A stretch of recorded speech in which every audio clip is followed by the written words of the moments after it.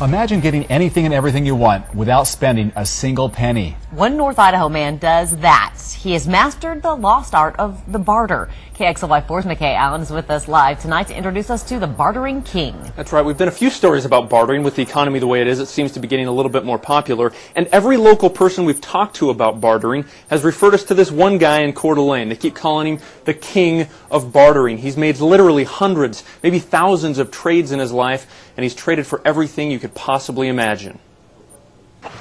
Blows them away that I'm able to basically obtain anything I want through bartering. Anything from goats. So they brought over the goats and took home a shotgun. To trees. Aren't these great? To cars. Every car you see sitting down there, I traded for.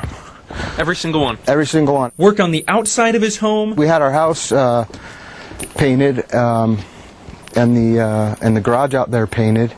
Through a traded a vehicle for that. And inside improvements. I said, what's the deal on that fridge? He goes, you want to make a deal on the fridge? Sure. So you've had the outside of your home painted, yeah, inside of your home painted, yeah, a roof put on your house, yeah, and every vehicle we're looking at you acquired through trading. That's right.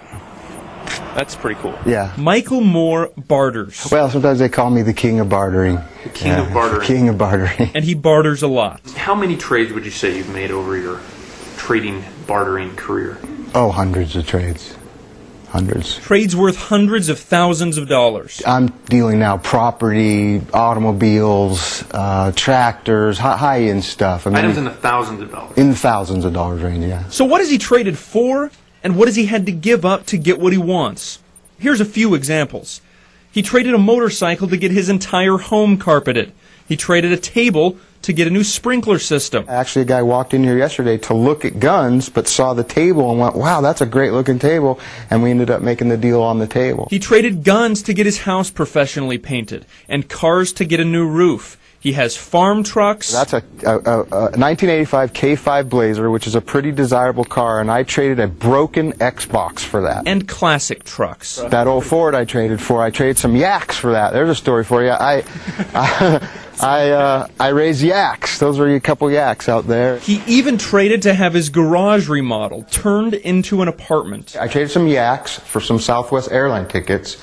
So I sent a guy and his family of 4, so 5 of them, to Disney World. He worked here for 3 weeks, just doing whatever I asked him to do around here, and this was one of the things I asked him to do. The fences on his property, the plumbing in his sheds. I bartered for that as well. And even this. Yeah, he did some beautiful work. This stone entryway. He spent about 2 weeks off and on in between his paying jobs and built us this beautiful wall, and I gave Cody a couple rifles. So the obvious question here, how does Michael do it? I will literally lay in bed at night, and it's like a Christmas wish list. I'll say, wow, you know, I really need a new driveway poured, and wouldn't it be nice to have the house painted, or wouldn't it be nice to have a new floor in the particular room or whatever. Once he's identified things he wants or needs, goods and services, he simply posts requests on Craigslist. And I'll just put ads out there, and I'll say, I need a guy to plant trees, have many items for trade, and then I'll get back lots of responses. After a few emails and phone calls, he gives his new barter partner a tour of his place and asks,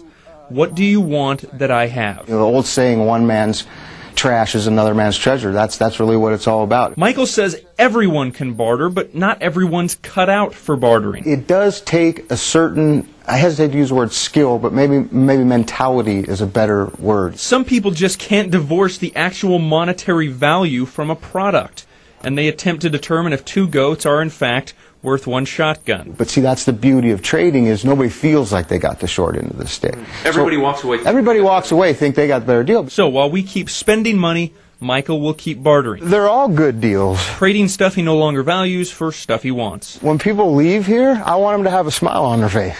Right. You know, and I want to have a smile on my face. And then it's a good deal. Now, the Barter King says he's personally seen the bartering traffic on Craigslist triple in the last few months, but this isn't an unheard of phenomenon. 40, 50 years ago, bartering was common.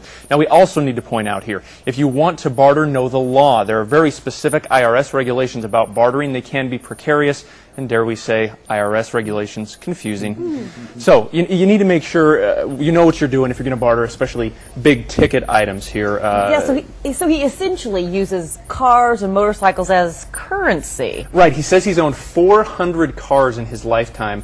Some of them, albeit for a very small time period before he trades them. Jeez. But 400 cars, he uses them like money. If it works. Man, and it obviously works. It works for him. No kidding. Everyone comes out a winner that way and happy. I feel like it anyway. Yeah, I feel like it.